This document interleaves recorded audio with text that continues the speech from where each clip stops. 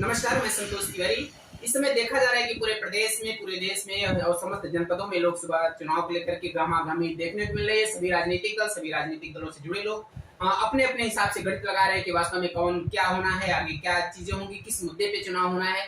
तो इसके क्रम में भदोही, जो काली नगरी के नाम से जाना जाता है, वो भी पीछे नहीं है। यहाँ पर भी तमाम नेता, तमाम दलों के लोग अपने-अपने हिसाब से बात कर रहे हैं, चर्चाएँ कर रहे हैं। और सच में काली नगरी भदोही पूरे विश्व में जाना जाता है अपने कालीन के लिए, और यहाँ की एक अलग पहचान है, एक यहाँ का अलग ताना बाना है, जो वास्तव में यहाँ की काफी प्रसिद्ध करता है। तो आज इसी क्रम में हम बात करने के लिए मौजूद हैं भाजपा के वरिष्ठ नेता श्री नंदलाल पांडे जी के साथ, जो अमराई के ज्येष्ठ ब्लॉक प्रमुख भी रहे हैं। तो पांडे जी, आपका स्वागत है हमारे साथ।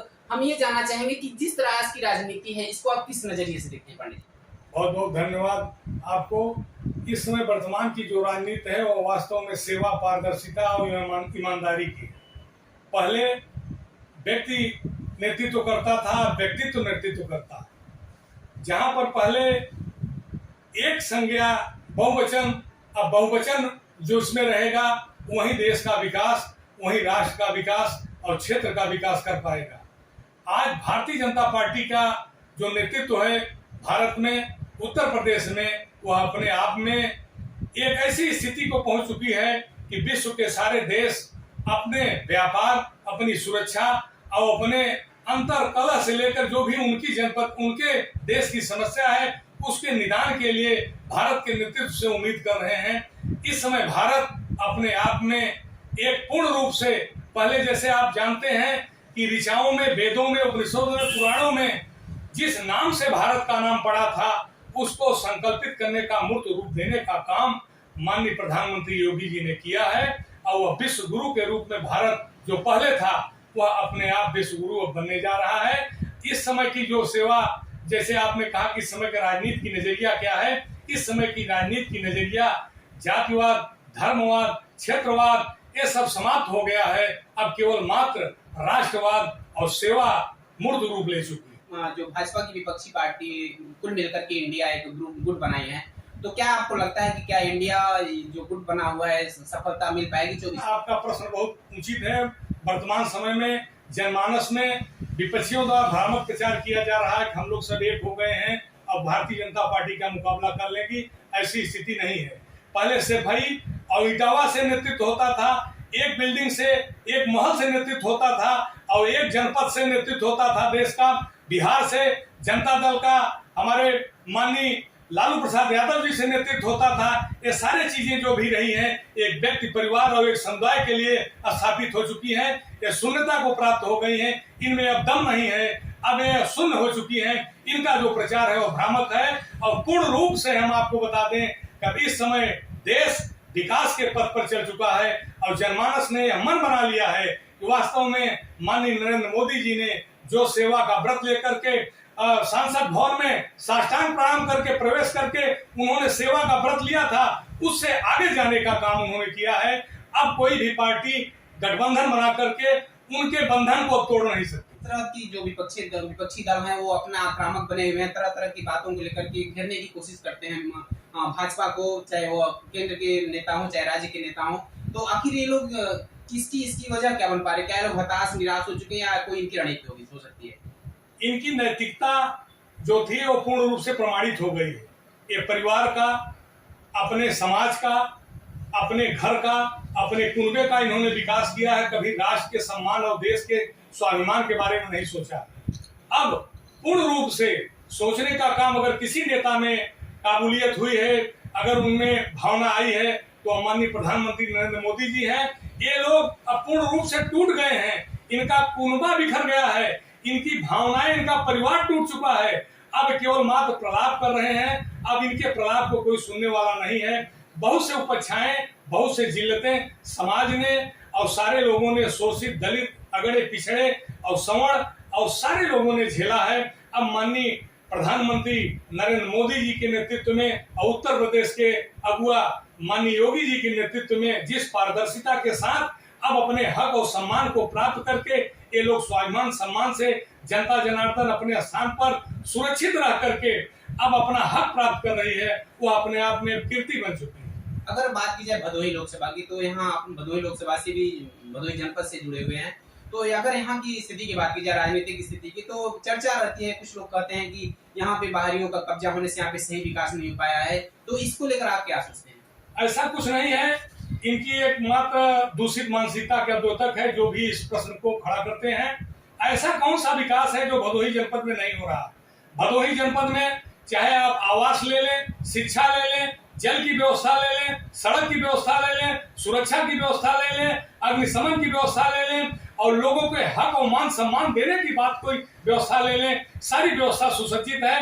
किसी भी प्रकार के भेदभाव से पहले होता रहा है कि इटावा में, मैनपुरी में, और उसके बाद एक बिल्डिंग में 24 घंटे विद्युत धारा प्रवाहित होती थी। आज जनमानस में पूर्ण रूप से सारे जनपद के प्रत्येक परिवार के घर में सौभाग्य योजना के प्रादुर्भाव से एकदम बिजली आबाद गति से और सुरक्षा आबाद गति से जाला। कोई भी व्यक्ति, किसी व्यक्ति की मानसिकता अब चाहे कितनी भी दूषित हो, अब चाहे भी कितना भी बलशाली हो, ताकतवर हो, अगर किसी के मान सम्मान से खिलवाड़ करता है तो उसको आप देख रहे हैं तत्क्षण सारी व्यवस्था अपने आप में व्यवस्थित होकर के, चाहे वो प्रशासनिक हो चाहे शासनिक हो, पूर्ण रूप से अंजाम तक पहुंचाने का काम कर रहे हैं। सरकार जीरो टॉलरेंस की बात करती है, लेकिन फिर भी कहीं कहीं कुछ ऐसे मामले देखने को मिलते हैं कि जहां पर लगता है कि वास्तव में शासन प्रशासन पर सवाल लोग उठाते हैं, और लगता भी है कि वास्तव में वहां कहीं कहीं चूक हुई है। तो इसको लेकर क्या कहेंगे? ये माना जाता है, हम भी मान रहे हैं, बहुत से ऐसी चीजें हैं जहां पर बहुत सी अभी व्यवस्थाएं व्यवस्थित होने में कहीं कहीं कमी है। आप देख रहे हैं रिश्वत लेते हुए लेखपाल और पुलिस और अधिकारी पकड़े जा रहे हैं। इस सब सारी मानसिकता उन्हीं के द्वारा दूषित की गई है। उस पर भी जल्द से जल्द सरकार नकलें लगाने वाली है। यहाँ पे कुछ ऐसे मुद्दे होंगे ना कि जिसको आपको लगता है काश इसमें विकास होता तो भदोही बढ़िया प्रगति करता। बहुत सही आपने प्रश्न किया। मुख्य बात है जिस ढंग से लोग इलेक्ट्रॉनिक मीडिया से जोड़ने का काम सरकार कर रही है, सारे लोगों को मन स्थिति से अपने नौजवान बेटी बेटियों से अब कह देना चाहिए कि हमें अमुक लाभ लेने की आवश्यकता है। अगर वह पारदर्शिता से अपने फार्म को इलेक्ट्रॉनिक मीडिया से उसके बाद जन सेवा केंद्र पर स्थापित करते हैं, तो आपको मैं बता देना चाहता हूं कि जो भी निर्धारित समय सरकार ने बना रखा है, उस निर्धारित समय सीमा के अंदर उस समस्या का निदान करने का काम सरकार करा रही है। ये तो योजना की बात हो रही है। यहाँ पे जैसे कि जनपद की मुख्य समस्याएं आपके हिसाब से कौन कौन सी अभी भी बनी हुई है? इस जनपद में कोई ऐसी भयावह समस्या नहीं है। यहाँ पर प्राकृतिक और सामाजिक सारी स्थिति सुदृढ़ है। यहाँ पर केवल मात्र एक समस्या थी जो समाप्त हो गई है, जो पारदर्शिता की समस्या थी वो समाप्त हो गई है।